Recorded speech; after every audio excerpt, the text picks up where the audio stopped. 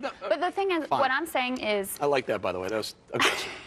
Go ahead. But what I'm saying is, I'm actually not opposed strongly to drilling. It just can't be that that's our savior. But that's what's happening, It's a Band-Aid. It's that's only what's a happening. Band-Aid. They're not getting the permits. You can regulate all you want. You can send an engineer or a government engineer on every platform once a week if you want. Look, but just allow them to drill. Our the foreign policy will never make sense until we end our addiction to oil. Our oil, their oil, anyone's oil. Our oil is only a Band-Aid. Okay, but can we agree on an all-of-the-above strategy? Because it's unrealistic to say that we can't drill, as you pointed out. Look, we've already spent $2.6 billion in the Recovery Act of 2006. Obama funneled taxpayer dollars already to green manufacturing jobs. How well is that working out? Pap, how's it working out so far, my friend? How's it working out for Europe? How about Denmark? How about Spain? How about Italy? That tried these green economies, and it sent them into the red. Well, how's it working out for us, Mike? We still $3.59 a gallon. Here's the Eric, here's the quick problem. Obama doesn't have the courage to do what he needs to do. His leadership in the energy industry is like ADD. I mean, it's like taking a 12-gauge shotgun with a scattered pattern that you don't know what it's going to do. He wants to talk one day about solar energy, next day geothermal, next day nuclear. All the above doesn't work. And he has to get out of this. He has to do what he shows some courage. If he'd show some courage, hang on, Chris, wants to jump in. Mike, all of the above would include more drilling, Curtis. I think that may be the one we're leaving out of all of these. And you know, Eric, most importantly, let's be honest. You would love $6, $7 a barrel. Excuse me, a gallon of gasoline. So it would force smaller cars, force the use of mass transit, force people back to the cities, away from the red, rural, and suburban areas of America, and make live in us King more George urbanized. County, Virginia. This is the game plan. They want higher costs at the pump, like in Europe, to force us to decompartmentalize. But that is political suicide. You know to what do I that want? to the American family. You know what I want? Not a typical city eco. You know what I want? I want a free market that recognizes all the costs of our energy.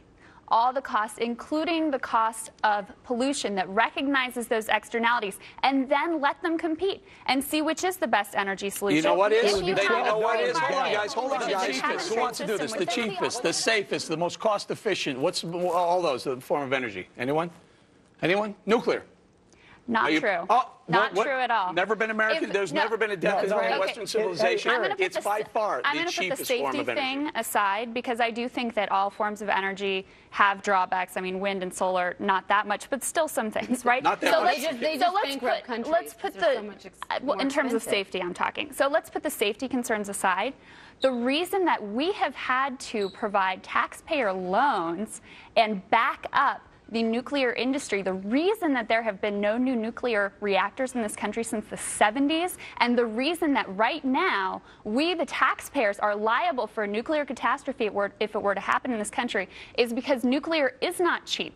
It's not cheap. It's very per cheap. unit. It's not. Per unit, it's not true. Then why won't then if you guys love private industry, why won't private industry fund it? Tell me that. Private industry is trying to fund it. No, they're not. You can't get permits. No, no one wants it in their backyard, Crystal. There are conservationists like yourself, tree huggers, who will say, "Don't put it in my backyard. We're going to make your life difficult to try and get this thing approved." So the plan he's going to roll out tomorrow is more of the same. It's, as Peter pointed out earlier, it's picking the winners and losers. Lots of corporate welfare, lots of government R&D, research and development. Look, Obama's trying to game the system. It's not going to work. I agree with Crystal, at least on the free market. The corporate tax rate peaks at 35%. In Ireland, it's only 12.5%. Guess what? Hundreds of American companies have been moving, actually thousands have been moving, at least some of their operations to Ireland. Those are just some of the facts about corporate taxes that will make your blood boil. So why not lower the corporate tax rate? Or better yet, go to a fair tax system. Let's bring it out to the panel. Papantonio is still with us. Hey, Pap, 35%. By the way, Japan is above us. They're around 36.5%. But as of, I guess, about a week and a half or so in April, they're going to go below us. We will be the highest corporate tax rate in the developed world. Again, we need to be lowering taxes. Eric, you could tell them pay 1% and they'd still go overseas because they really don't care. Look, they want to take our government contracts. They want to take our government subsidies. They want to use our universities for R&D. They want to use our military, our fire departments, our police department. They want our bailouts. They want to transport their goods over our roads and over our bridges Yeah, but and to take it to market. But wait just a second, Eric. They don't want to pay taxes. And if you told them we're going to lower it to 5% in the United States, they still wouldn't pay taxes. They would do the same thing they're doing I don't right know, now. Pap. We talk to a lot of CEOs. They're not patriotic. We They have talk to no a lot of sense patriotism, CEOs, Eric. Pap, and they say if it was lowered to maybe 20, 25%, even though it would be lower in Europe, in Zug, Switzerland is 15%, they would stay here. They would stay here. Well, They just look can't be at 35%. Look at the United States. States that have onerous taxes on business and awful business climates like New York, exactly where we are. They're moving. They're going south to Texas. They're not going to stay. So we just have to look right here at home. Hang on, I mean, it's the corporate tax, and Obama talks about it, but I wish he would actually do something about it. He mentioned it during the State of the Union.